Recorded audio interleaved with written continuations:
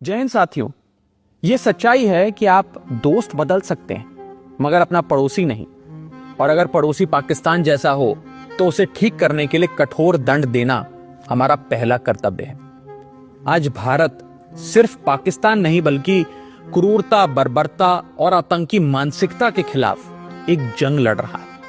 हमारी सेना जिस अद्भुत वीरता और शौर्य से लड़ रही है उससे साफ है कि इस बार आतंकवाद का खात्मा होकर रहेगा। बस हम सबको अपने अपने ईश्वर, अपने अपने भगवान से सैनिकों की सलामती की दुआ करनी है, प्रार्थना करनी है और उनके परिवारों के साथ खड़े होकर उनका साहस और मनोबल बढ़ाना है। जिन परिवारों से निकलकर कर्नल सोफिया कुरैशी और विंग कमांडर व्योमिका सिंह जैसी बेटियां तिरंगे की शान संभाल रही, जिन परिवारों के बेटे सरहद पर दुश्मन का मुकाबला कर रही, उन परिवारों के साथ चट्टान की तरह खड़ा होना है। दुनिया जानती है कि हमारा ये उसूल है, ना हम किसी को पहले छेड़ते हैं और ना ही बाद में किसी को छोड़ते हैं। 22 अप्रैल को पहलगाम में पाकिस्तानी आतंकियों ने जिस कायरता और क्रूरता से हमारे निहत्थे लोगों की हत्या की थी वो मानवता के इतिहास पर एक कलंक की तरह है। सो हमने भी अपने बहनों के सिंदूर का बदला ऑपरेशन सिंदूर की पहली इंस्टॉलमेंट से ले लिया।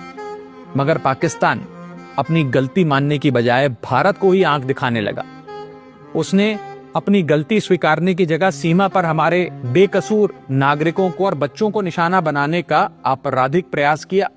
वो भूल गया कि भारत जहां बुद्ध की धरती है वहां अर्जुन और भीम जैसे महान योद्धाओं की भी।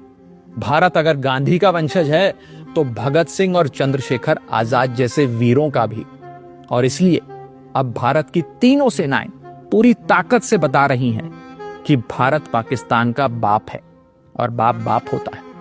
हमारी मिसाइलें, हमारे विमान पाकिस्तान की छाती पर गरज रहे हैं।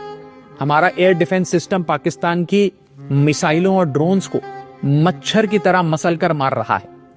जिन आतंकवादियों ने रहम की भीख मांग रही माताओं के सामने उनके कलेजे के टुकड़े को छीना था, जिन आतंकवादियों ने पुलवामा से लेकर उरी तक हमारे लोगों पर नापाक नजर डाली थी, जिन आतंकवादियों ने 2008 में मुंबई में हमारे सैकड़ों निहत्थों और बेकसूर लोगों की बलि ली थी, जिन आतंकवादियों ने 2001 में हमारे लोकतंत्र के मंदिर इंडियन पार्लियामेंट पर घिनौना हमला किया था, जिन आतंकवादियों ने 1993 में हमारी आर्थिक राजधानी मुंबई को सीरियल ब्लास्ट से दहला दिया था, हमारी सेना उन आतंकवादियों को और उनकी नफरत की मानसिकता को पूरी ताकत से दफनाने में जुटी है।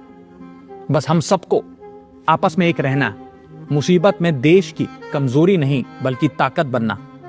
हम किसी भी धर्म, किसी भी जाति या किसी भी राजनीतिक दल से जुड़े हैं, किसी भी नेता को फॉलो करते हैं, इससे ज्यादा महत्वपूर्ण बात यह है कि हम सब हिंदुस्तानी हैं। We are all Indians.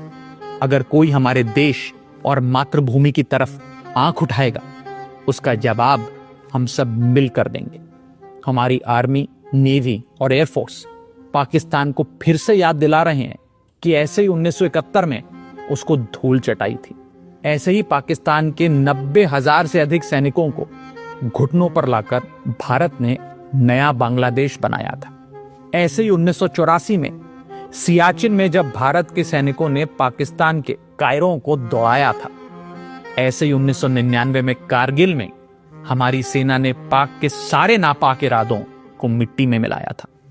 मगर पाकिस्तान की मेमोरी लगता है कमजोर है, इसलिए समय समय पर याद दिलाना पड़ता।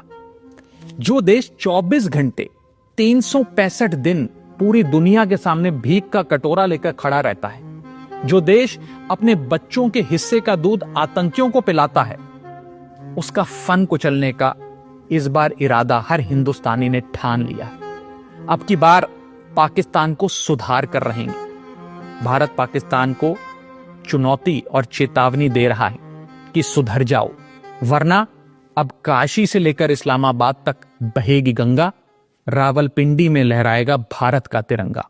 जय हिंद।